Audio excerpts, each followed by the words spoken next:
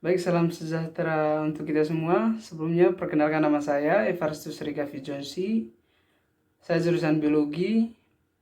Saya angkatan tahun 2017 dan kuliah di salah satu kampus swasta di Malang, yaitu IKIP Budi Utomo Malang. Baik teman-teman, di sini saya akan menjelaskan sedikit tentang tumbuhan Angiospermae atau tumbuhan berbiji tertutup. Merupakan salah satu tumbuhan berbiji atau spermatopita selain tumbuhan berbiji terbuka atau gimnospermae. Baik teman-teman, tumbuhan angiospermae dibagi menjadi dua, yaitu tumbuhan dikotil atau tumbuhan yang berbiji berbelah, dan tumbuhan monokotil yaitu tumbuhan yang berbiji tunggal. Baik teman-teman, ciri-ciri dari tumbuhan angiospermae itu sendiri, yang pertama merupakan berbunga, dan yang kedua akarnya berbentuk serabut dan tunggang, dan yang ketiga mempunyai bermacam-macam bentuk tulang daun, yang keempat floem dengan sel pengiring. Teman-teman, untuk lebih jelasnya lagi, kita akan menonton sebuah video tentang tumbuhan Angiospermae dan ciri-cirinya. Selamat menonton. Sesuai dengan tingkat perkembangannya, spesies tumbuhan biji tertutup sangat bervariasi, mulai dari herba yang merayap di permukaan tanah, semak belukar, sampai berbentuk pohon yang menjulang tinggi di hutan-hutan yang sangat lebat. Berdasarkan keping bijinya, tumbuhan biji tertutup dibedakan menjadi dua, yaitu monokotil dan dikotil. Dasar pembeda dari tumbuhan monokotil dan dikotil terletak pada jumlah keping bijinya. Meskipun begitu, masing-masing tumbuhan dikotil dan monokotil memiliki ciri khasnya tersendiri. Perbedaan tumbuhan dikotil dan monokotil ini dapat dilihat dari berbagai perbedaan ciri fisik yang terdapat pada keduanya. Kita mulai dari dasar pembeda antara kedua kelompok tumbuhan Angiospermae ini ya, sahabat gen, yaitu berdasarkan struktur keping bijinya.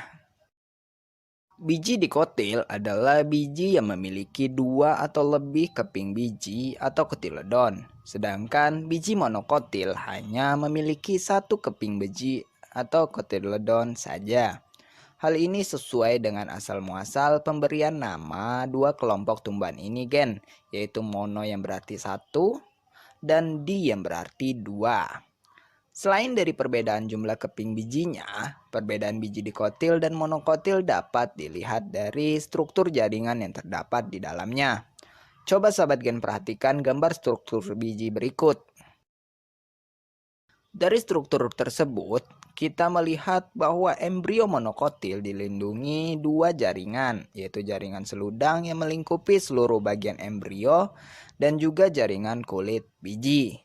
Sedangkan pada embrio dikotil hanya dilindungi kulit biji saja. Oleh karena itu, embrio monokotil akan sulit dilihat dari luar karena ditutupi beberapa selaput.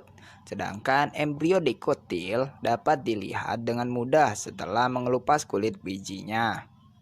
Jika diperhatikan lagi, terdapat perbedaan pada ada tidaknya bagian berupa endosperma. Namun ini perlu diperhatikan bahwa baik dikotil dan monokotil awalnya sama-sama memiliki endosperma. Namun ketika biji dikotil telah masak, endosperma tersebut biasanya telah hilang. Endosperma pada dikotil hilang karena semua cadangan makanan di dalamnya telah diserap semuanya sehingga masuk ke kotiledon. Namun pada monokotil, cadangan makanan tetap terdapat pada endosperma. Ketika berkecambah, monokotil akan menghasilkan daun tunggal, sedangkan dikotil akan menghasilkan daun ganda.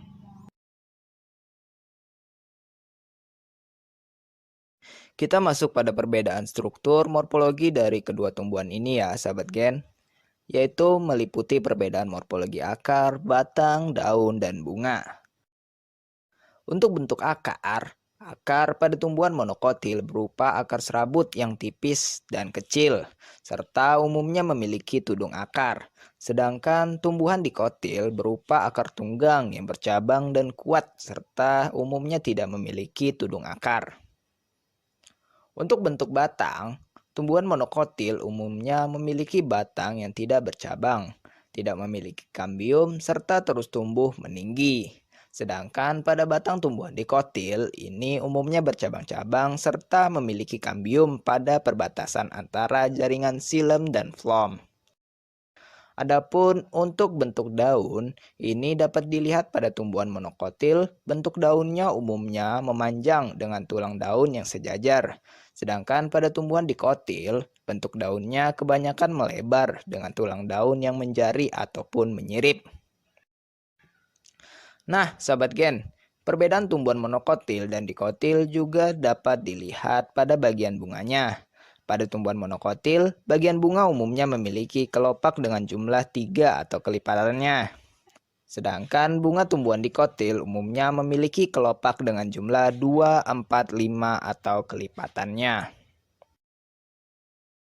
Setelah mengetahui beberapa perbedaan karakteristik dari tumbuhan monokotil dan dikotil tersebut, sahabat Gen pasti paham kan bagaimana membedakan antara kedua jenis tumbuhan tersebut. Dengan melihat beberapa contoh dari masing-masing kelompok tumbuhan, dikotil dan monokotil, dapat membuat kita lebih memahami bagaimana perbedaan masing-masing kelompok ini. Misalnya, dengan membandingkan tumbuhan jagung, padi, dan tebu dengan tumbuhan jeruk, mangga, dan kakao, tentu lebih menambah wawasan kita untuk membedakan tumbuhan monokotil dan dikotil. Oke sahabat Gen, untuk materinya cukup sampai di sini dulu ya. Jika terdapat kekurangan, silakan tambahkan di kolom komentar mengenai apa saja materi yang kurang tersebut, sehingga Gen Sukses dapat memperbarui penjelasan materinya di waktu atau video selanjutnya. Terima kasih telah menonton dan sampai ketemu di video selanjutnya. See you!